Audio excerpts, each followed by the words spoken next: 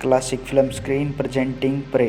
ये फिल्म 2007 में रिलीज हुई थी, जो बहुत ही इंटरेस्टिंग स्टोरी है।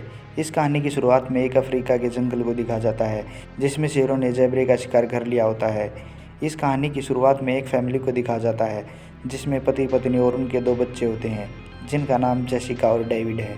जेसिका के पिता टोम्नियो, जिनकी पहले वाली पत्नी मर गई थी, इसीलिए उसने दूसरी शादी की होती है। जेसिका अपनी माँ से बहुत प्यार करती थी, इसीलिए वह अपनी नई माँ को पसंद नहीं करती है और उनसे बुरा बर्ताव करती है।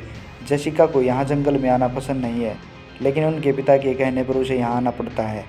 उसे यहाँ की गर्मी और रेत सब पसंद नहीं होता है और वह घर में रहना चाहती है। जेसिका की माँ एनी, जो कि अपने बच्चों से बहुत प्यार करती है, लेकिन उनके बच्चे उन्हें पसंद नहीं करते, खास तौर पर जेसिका। वह अपने बच्चों को दिखाना चाहती है कि वह अपने बच्चों से कितना प्यार करती है, बस उसे एक मौका चाहिए होता है। लेकिन टोम्नियो एनी को समझाता है कि धीरे धीरे सब ठीक हो जाएगा।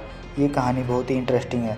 जब टोम्नियो की फैमिली जंगल में सफारी के लिए घूमने जाते हैं तो वे शेरों के बीच फंस जाते हैं और कैसे अपनी जान बचाते हैं, ये स्टोरी उसी के बारे में है। इस कहानी को एंड तक जरूर देखें दोस्तों, इससे आपको जंगल का एक नया रूप देखने को मिलेगा। स्टोरी में आगे बढ़ने से पहले एक लाइक ज़रूर कर दें। अब टोम्नियो अपनी फैमिली को जंगल सफारी के लिए भेजता है। उनके साथ टोम्नियो नहीं जाता, क्योंकि उसे एक ज़रूरी काम आना होता है। वो उस काम को करने के लिए जाता है और वो उन्हें एक ड्राइवर के साथ जंगली जानवर देखने के लिए भेजता है, जिसका नाम बेन होता है। जब वे मेन रास्ते से जंगल की तरफ एंट्री करते हैं तो डेविड को टॉयलेट के लिए लगी होती है। जब बेन उन्हें टॉयलेट के लिए झाड़ियों तक ले जाता है, तभी उन्हें एहसास होता है कि वहाँ पर कुछ है। वहाँ पर शेर होता है। जब वे पीछे हटने लगते हैं तो शेर उन पर हमला करने के लिए उनके साथ पीछे पीछे बढ़ने लगता है। दूसरी तरफ गाड़ी में बैठी एनी और जेसिका उनके लिए बहुत चिंतित होने लगती हैं। बेन डेविड को गाड़ी की तरफ भागने के लिए कहता है तो शेर उनके पीछे दौड़ने लगता है और डेविड भागकर गाड़ी में चढ़ भी गया होता है, लेकिन शेर बेन को पकड़ लेता है और उस पर हमला कर उसे मार देता है।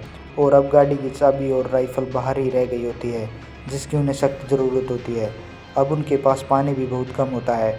जेसिका कहती है कि हम जंगल में खो गए हैं, अब हम यहीं मर जाएंगे, लेकिन एनी कहती है कि नहीं, तुम्हारे डैड हमें गाड़ी के टायरों के निशाने से ढूंढ लेंगे। जब उन्हें हम लॉज में नहीं दिखाई देंगे तो वे हमें ढूंढते हुए यहाँ तक पहुँच जाएंगे।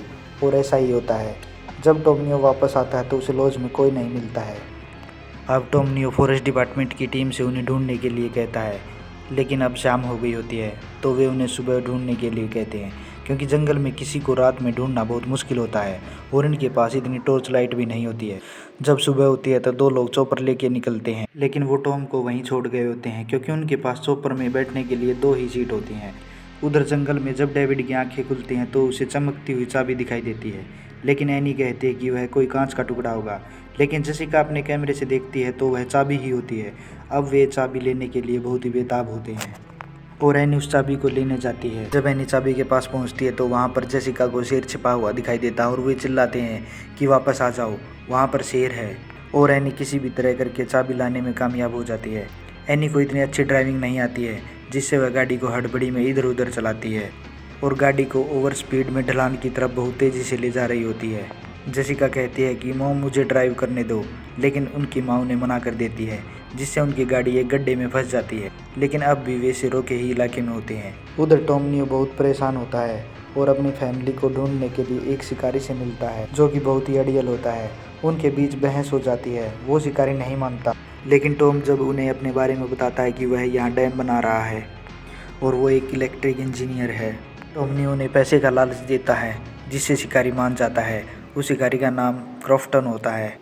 और दूसरी तरफ जंगल में जेसिका अपनी माँ से कहती है कि हमें मदद के लिए कार से बाहर जाना चाहिए ताकि कोई हमें देख सके, लेकिन एनी उसे मना कर देती है कि नहीं, बाहर शेर है। जेसिका अपनी मॉम से कहती है कि सुबह से मैंने अब तक कोई शेर नहीं देखा है।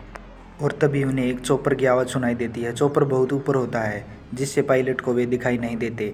जेसिका सिग्नल देने के लिए बाहर भागती है और उसकी मॉम उससे रोक लेती है, जिससे वे दोनों वहीं बैठकर रोने लगते हैं, क्योंकि उन्हें ये कभी नहीं सोचा था कि उनके जीवन में कभी ऐसा भी होगा। तभी उन्हें शेर देख लेता और उन पर हमला करने के लिए दौड़ता है।